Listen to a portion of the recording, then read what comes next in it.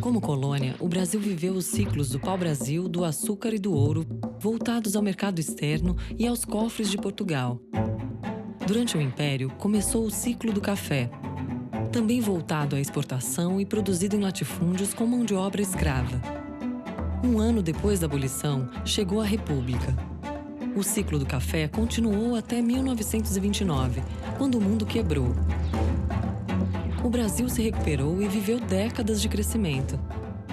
Durante o regime militar, chegamos ao chamado milagre econômico. Ao menos na economia, parecia que nada podia dar errado. Não tinha nenhuma razão para deixar de crescer. Parecia que o Brasil caminhava para o paraíso. A primeira crise do petróleo aconteceu em outubro de 73. E deu uma rasteira no modelo brasileiro de desenvolvimento. O petróleo era quase que de graça, era mais barato que água mineral. Nós pagávamos $1,60, $1,70 por um barril de petróleo. Era o preço de uma garrafa de água Perrier. Em 74, o Simmons estava pagando $6 o barril.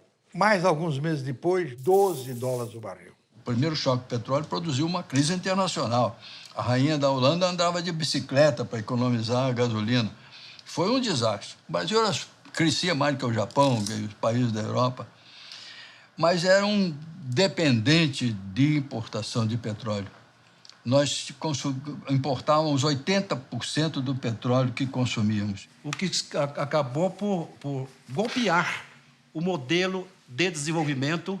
O modelo ele acabou encontrando limites. Porque nós não tínhamos petróleo, tínhamos que importar mais e os nossos produtos não valiam muito. E nós não tínhamos condições de pagar a importação. Sem importação, você não produz nada. Foi um tremendo choque. O Brasil entrou numa tremenda crise. Praticamente quebrou, né? O balanço de pagamentos é um resumo de tudo aquilo que o Brasil vende para o mundo exportando e o que ele compra do mundo importando. A chamada conta corrente. É a diferença entre o que entrou e saiu. Isso entra tudo, entra importação, exportação, pagamento de viagens, pagamento de licenças, pagamento de serviços. No fundo, ela não é muito diferente da dívida das pessoas. Quando a família gasta mais do que ganha, ela tem que cortar custos ou se endividar. Ela tem que cobrir aquela diferença com empréstimo. Todo mês ela vai lá, toma um empréstimo para cobrir o caixa. Cada dia ela vai estar mais endividada. E a mesma coisa acontece com o país. Os países todos restringiram as importações, fizeram uma recessão interna para poder administrar o problema. O Brasil não fez isso, não dava. Em vez de recessão, o Brasil preferiu se endividar. Por causa da crise do petróleo, a América Latina toda se endividou. O Brasil se endividou junto com todo o resto do mundo que não produzia petróleo. E, na minha opinião, não tinha outra saída. Qual seria a saída? Fazer um racionamento de petróleo.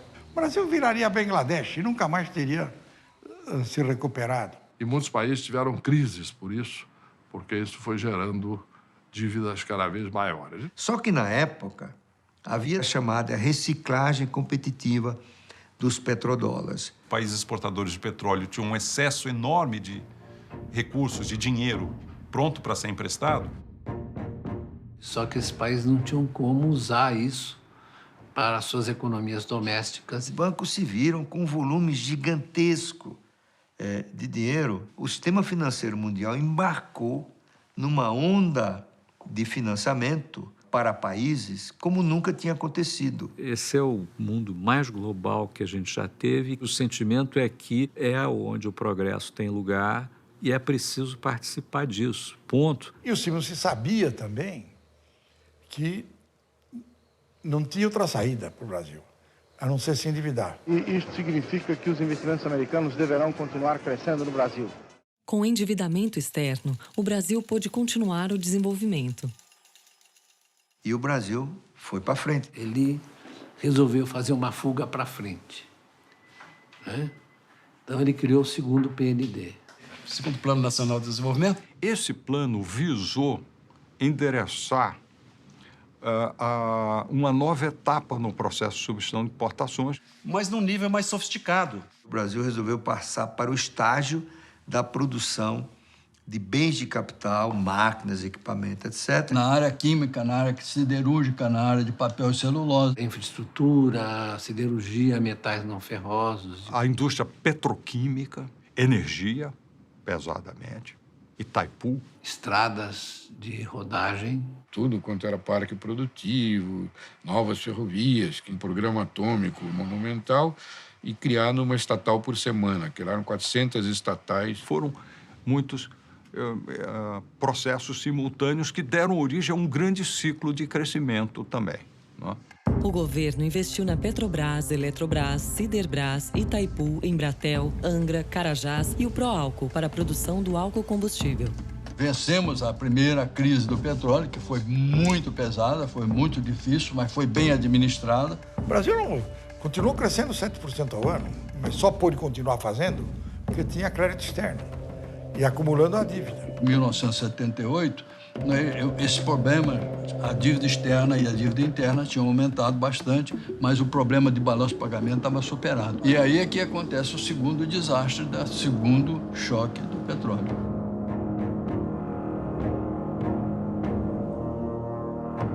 Nós, como vários outros países que haviam se endividado por ocasião do primeiro choque do petróleo, sofremos um triplo golpe. Nós tivemos o segundo choque do petróleo, uma nova quadruplicação em 79. Se no primeiro choque passou de 2 para 10, no segundo choque passa de 10 para 36. Quando eu voltei para o governo, $46 do barril. Era impossível você fazer um desenvolvimento das exportações que pudesse pagar isso. Aí foi uma desgraça. Nós tivemos que administrar esse problema com mais a dívida externa. Depois do choque do petróleo, a inflação chegou a 12% nos Estados Unidos, então eles levaram a inflação, os juros, a quase 20%. O Volcker, presidente do Banco Central norte-americano, elevou as taxas de 2,5% a 3% até perto de 20%. Aquilo nos pegou numa posição frágil. Como os nossos contratos eram em juros flutuantes, nossa dívida triplicou, né? Nós já tínhamos uma série de projetos e investimentos ordenados, como Itaipu, por exemplo, que passou a pagar 25% de juros sobre os empréstimos que havia tomado no mercado internacional. Isso reverberou no mundo inteiro, produziu um grande choque, arrochou o crédito mundial. Porque você estava numa plena crise mundial, uma crise de proporções gigantescas. Uma crise que quebrou o mundo. De maneira que já em 1980, 81, o Brasil se defronta com um bloqueio no financiamento externo. Que levou o Brasil a quebrar financeiramente, como quase todos os países da América Latina, exceto a Colômbia. E, além disso, houve uma recessão sincronizada dos países da OECD, os países ricos. Cada um desses eventos por si só já seria dramático. A combinação dos três, num período muito curto de tempo, significou que vários países se viram em dificuldades insuperáveis.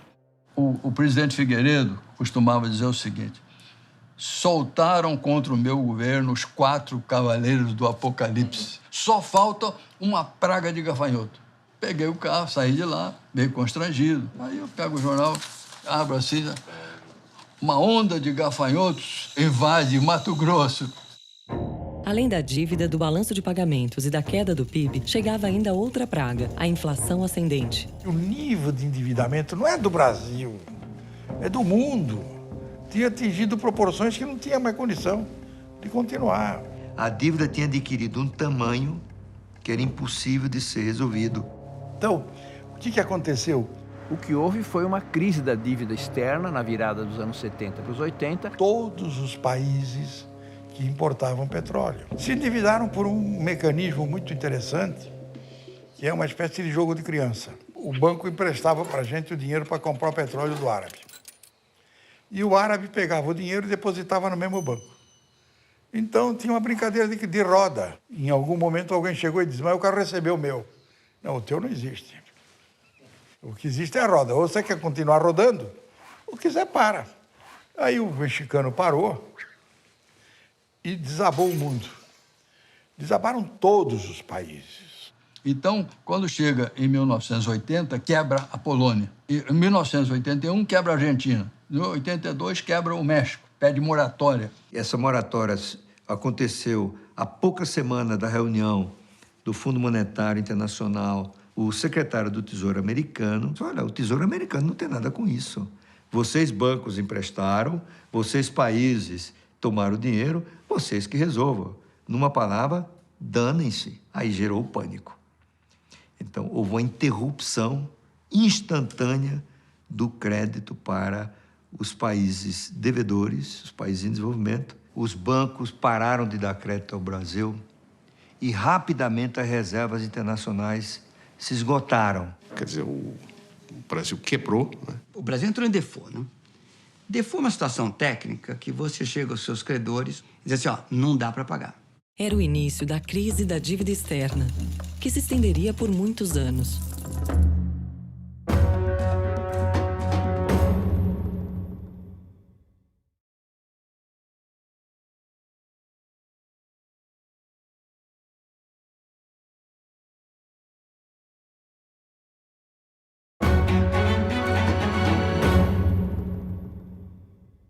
Que se abre uma nova etapa de crise mundial que afeta as economias em desenvolvimento, especialmente as economias da América Latina. There was a sickness that hit the whole of Latin America, including Brazil in the 1980s. It was reflected in the debt crisis.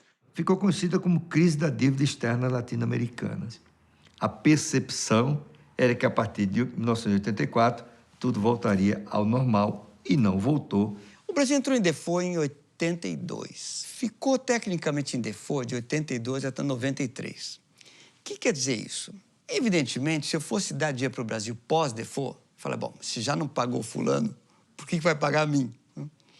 Então, o acesso do Brasil ao mercado de capitais ficava muito restrito. Porque ninguém mais emprestava dinheiro para a gente. A década de 80 para o Brasil foi chamada década perdida. Então, essa foi uma fase, se você quiser, de mais ou menos 12 anos, essa chamada década perdida. Muito do que se chamou da década perdida, o fato que nos anos 80 o Brasil não se desenvolvia, está relacionado a uma escassez crônica de divisas. Num determinado momento, petróleo e juros era mais do que o total das nossas exportações. Para conseguir torear, administrar essa situação, tivemos que restringir as importações à metade. O país tomou a decisão de centralizar as operações de câmbio. Toda a operação de câmbio passava pelo crivo do Banco Central. E aí nós passamos a controlar o pagamento das importações. Nessa época, qualquer importação dependia de uma autorização. Aproximadamente 3.500 produtos que eram proibidos de entrar no Brasil. Era proibido importar um automóvel, um computador, uma geladeira, nem que se pagasse o imposto. Simplesmente o governo não autorizava. Então, havia guias de importação. Quando a crise se aprofundou, era proibido emitir a guia. Era a chamada política da gaveta, que chegava o pedido de importação, botava na gaveta e gavetava. O país mantinha um controle de capitais sobre saída.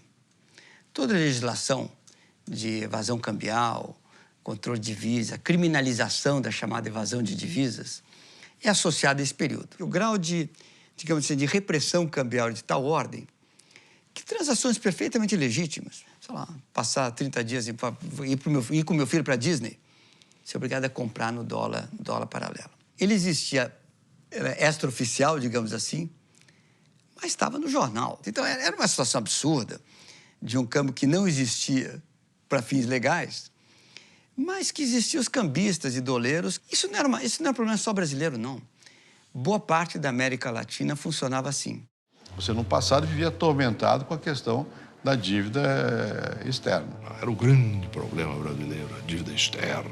A crise da dívida evoluiu por etapas. A primeira etapa, a rolagem da dívida, como se chamava, que era receber os recursos dos bancos para poder pagar os bancos, para não criar a inadimplência. A prioridade era pagar os bancos, para poder manter a bicicleta rodando, né? E houve uma corrida de procurar recursos para pagar as dívidas, acordos com o Fundo Monetário Internacional, coisas dessa ordem, né? Eu acompanhei todos os ministros da Fazenda que foram a Washington para fazer o périplo da dívida, visita ao Fundo Monetário, visita ao Banco Mundial, visita ao Tesouro Americano. Foi aquele período intenso de negociações com o FMI, carta para lá, carta para cá? Nós tivemos sete cartas de intenção com o Fundo Monetário. Essas cartas são o seguinte. Era o programa que o país acertava com o Fundo Monetário, com o Banco Mundial. Então era preciso que o Banco Mundial desse financiamentos, mas em contrapartida ele solicitava ou impunha as chamadas reformas estruturais. Você vai precisar fazer um superávit no orçamento de X. Você vai precisar controlar meios de pagamento, manter a tua taxa de câmbio flutuando. No fundo, era uma desregulamentação da economia e a abertura do setor externo. Então você se compromete. Depois, ele vem para ver se você cumpriu o que você prometeu ou não. Você estava honestamente dizendo, eu quero chegar a este superávit. Pois o Brasil renegociou essa carta 7 vezes. Durante o processo, era evidente que não dava para chegar. Bom, vou te dar mais uma colher de chá, vai lá tomar um Todd e vamos fazer outra vez. Nós celebramos inúmeras cartas com o Fundo Monetário porque nós não tínhamos absolutamente nenhum conhecimento das nossas realidades. Quer dizer, nós não tínhamos estatísticas básicas, de modo a que pudéssemos usar essas estatísticas e, com isso, construir metas verossímeis. A posição do final do primeiro semestre só ia ser conhecida lá para outubro e novembro. Então, não era uma informação que tinha qualquer utilidade sob o ponto de vista de gestão das finanças públicas. E sem informação, o próprio Estado funciona pior, né? Porque o próprio Estado não tem informação adequada para tomar suas decisões. O Brasil sempre era visto assim, com uma simpatia. O brasileiro, todo mundo gosta. Quem não gosta do Brasil? Todo mundo gosta do Brasil.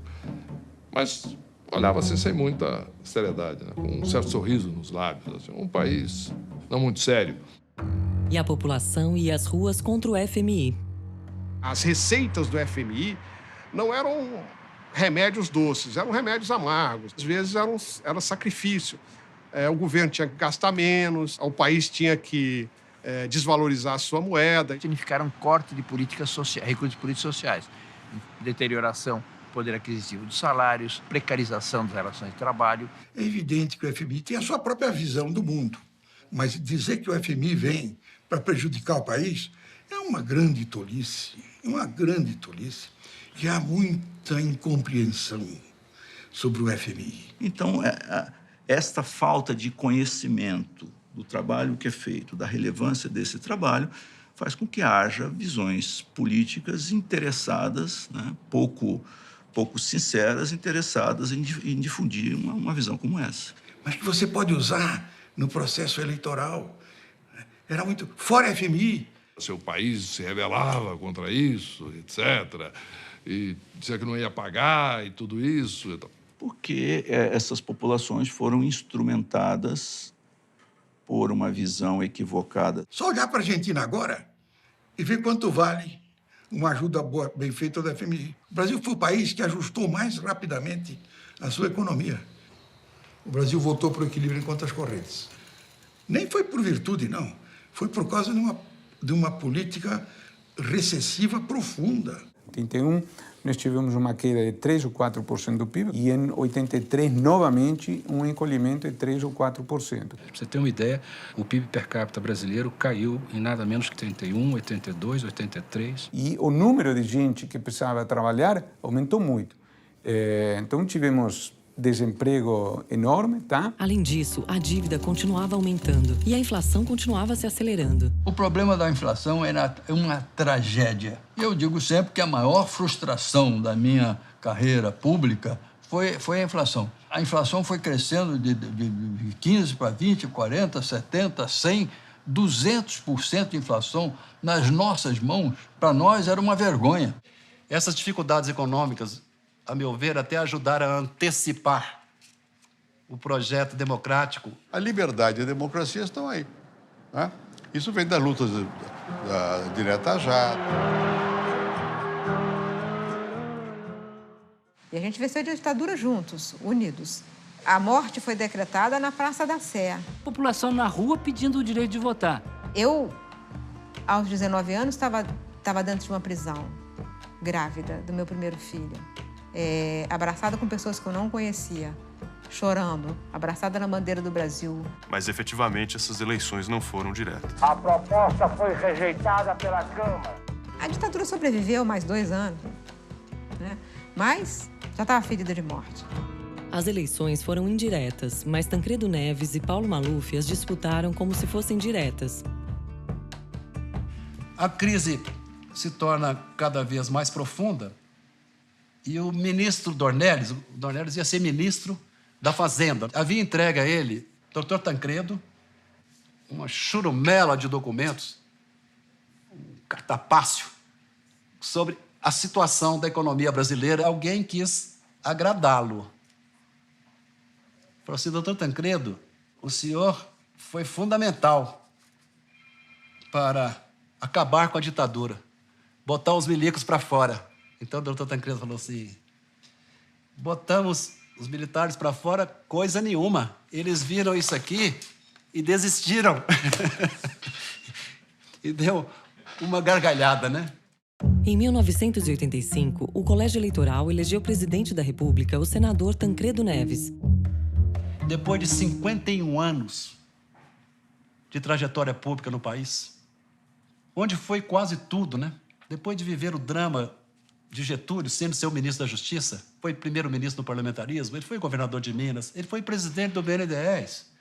O Tancredo foi diretor da SUMOC, depois que é a semente do Banco Central. Um homem com esse currículo, com essa história, aos 74 anos, consegue chegar ao seu objetivo de vida inteira, subir a rampa do palácio, mas sobe num caixão, sob a bandeira nacional e com o país todo chorando e sofrendo.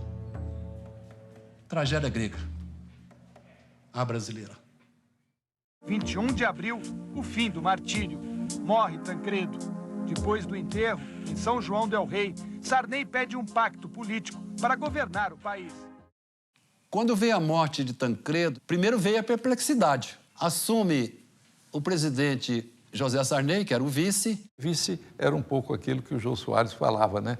Vice não é nem nome de rua. De repente, o destino me levou a essa solução, que foi o maior choque que eu podia ter na vida. Calcule o que é às 4 horas da manhã, você ser avisado que vai assumir a presidência de um país do tamanho do Brasil, com os problemas que ele estava tendo, saindo de uma transição democrática e com todos os problemas que nós vivíamos, de natureza econômica, de natureza social e de natureza política.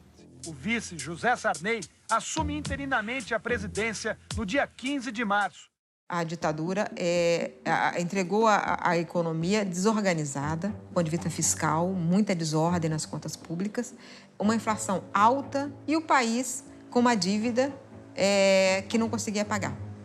Então, eles deixaram a terra arrasada. Uma crise que tinha sido gerada primeiro pelo choque do petróleo, depois pelo alto custo do serviço da dívida. Terceiro, pelos números baixíssimos do PIB e quarto, pelo problema da inflação. E eles agora caíam no meu colo, de repente, sem que eu tivesse uma preparação política para que pudesse resolvê-los. Uma das frases mais impressionantes que eu ouvi foi a seguinte: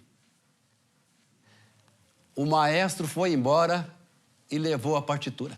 Eu era um vice-presidente e não tinha partido político, porque eu estava saindo de uma dissidência, não tinha grande penetração na grande mídia nacional, não tinha apoio de grandes grupos econômicos. Não tinha, evidentemente, o capital político que tinha Tancredo Neves. Ele tinha rejeição de grande parte do universo político, particularmente do PMDB, que era o partido dominante. Porque se, na realidade, eu assumi o governo, o poder ficou com o PMDB na figura de Ulisses Guimarães. Eu tinha quase que certeza que eu era um presidente da República, daqueles que o Brasil tinha eleito destinados a serem depostos. Durante o governo Sarney houve momentos perigosos. Havia gaviões dentro do governo Sarney, havia golpistas dentro do governo Sarney. Entre os cenários, golpe. O que poderia salvar a nova democracia da recessão, do golpe, do retrocesso?